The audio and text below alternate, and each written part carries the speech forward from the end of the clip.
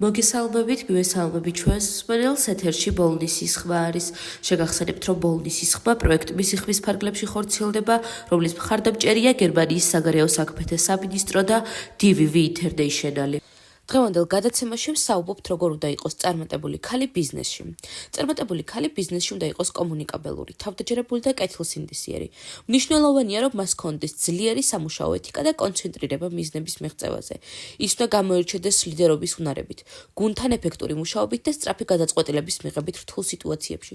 ასევე წარმატებული ქალი ბიზნესში მუდმივად სწავლობს და ადაპტირდება ახალ შესაძლებლობებს და ტექნოლოგიებზე, რომელიც დაეხმარება მას კარიერულ განვითარებაში. დამატებით მნიშვნელოვანია, რომ ის იყოს მკაფიო ხედვის მქონე, იცოდეს როგორ მართოს ფინანსები და ჰქონდეს რისკების მართვის უნარი. ბიზნესის მენეჯმენტში უნდა ისწავლოს როგორ მართოს დრო და რესურსები სწორად, რომ მიაღწიოს მუდმივ წარმატებას. ძალიან დიდი მადლობა იმისთვის, რომ იყავით ჩემი დღევანდელი გადაცემის მსმენელი. მე დღეისთვის გემშვიდობებით, ხოლო გიტოვებთ ჩვენს მეგობრებს თეთრი კარვიდან, მოусვიდეთ, იხალისეთ და ბედნიერ კვირას გისურვებთ.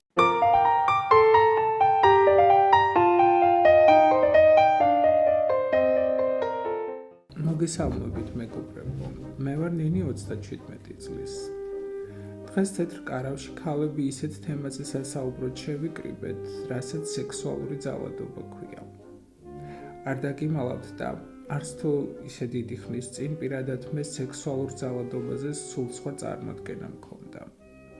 არადა აღმოჩნდა, რომ ყველანაირი ქმედება საპირისპირო სქესისგან იქნება ეს ფიზიკური თუ სიტყვიერი, რაც ჩვენი სურვილის გარეშე ხდება, ძალადობაა და დასჯადია. თითქმის ყველა ქალს ერთხელ მაინც განუცდია ეს შეურაცხყოფელი გრძნობა, მაგრამ ამაზე ყოველთვის გრცხვენოდა და გვერიდებოდა საუბარი. მადლობა ღმერთს, ახლანდელი თაობა მეტად არის ინფორმირებული და შესაბამისად უფრო დაცულებიც არიან. მე ჩემს ისტორიას მოგიყვებით. დაახლოებით 10 წლის წინ ერთ-ერთ ძალიან ცნობილ კომპანიაში დასახელებისგან მაინც თავს შევიკავებ, სტაჟიორად ამიყვანეს და ძალიან გახარებული ვიყავი. ვოცნებობდი, რომ იქ გამეგრძელებინა მუშაობა. ჩემი უფროსი ახალგაზრდა სიმპათიური მამაკაცი გახდა და განსაკუთრებულ ყურადღებას იჩენდა ჩემს მიმართ. ცოლიანი იყო და მისი მეუღლეც ჩვენთან მუშაობდა. ოღონდ სხვა განყოფილებაში. ერთი წლის შეუღლებულები იყვნენ და ვფიქრობდი, რა კარგი წყვილია მეთქი. ერთხელაც მათ ყოფილ თანამშრომელს დედა გარდაეცვალა და ყველანი პანაშვიდზე წავიდნენ, მათ შორის ჩემი უფროსის ცოლიც. პირველად აღმოჩნდით ოთახში მარტო მე და ჩემი უფროსი, მაშინვე რაღაც უსიამოვნო წინათ გრძნობა დამეუფლა. უხერხულად ვიგრძენი თავი და მეც წასასვლელად მოვემზადე.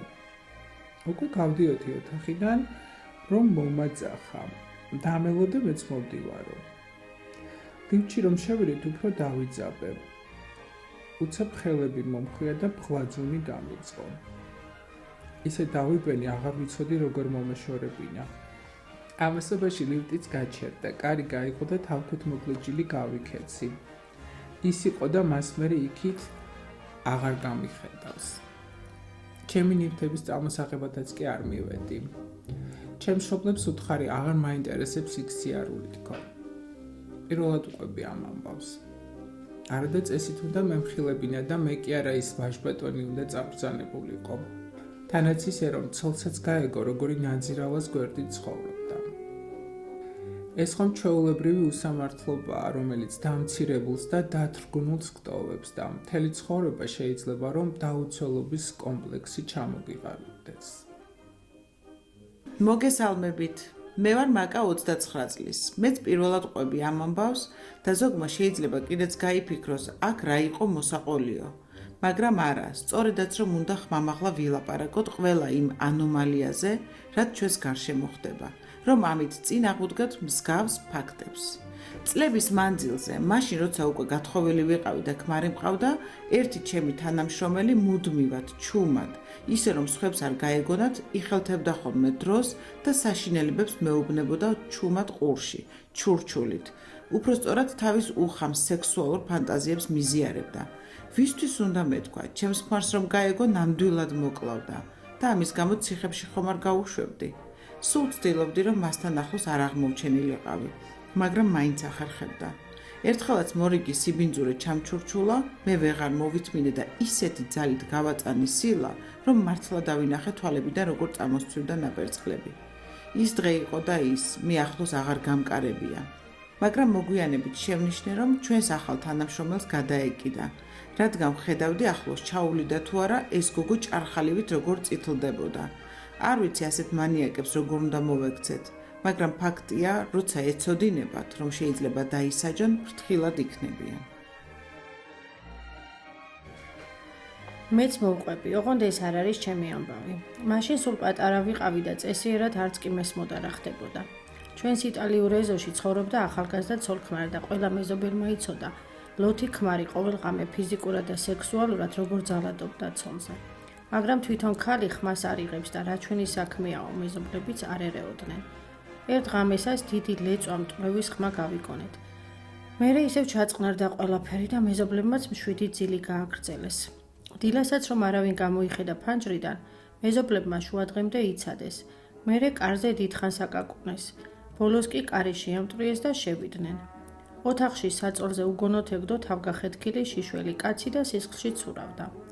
ბეწვზე მიუსწრეს და გადაარჩინეს. ცოლი კი იქ არ დახვდათ. რა დროს გაიქცა სახლიდან არავინ იცოდა. დიდხანს ეძებეს ქალი, მაგრამ მის კვალს ვერსად მიაგნეს.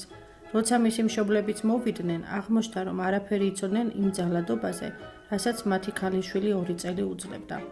ის კი არა, ეგონათ, რომ ძალიან ბედნიერი იყო, რადგან სიყვარულით გათხოვდა და არასოდეს ქმარზე საყვედური არ დასცდენია.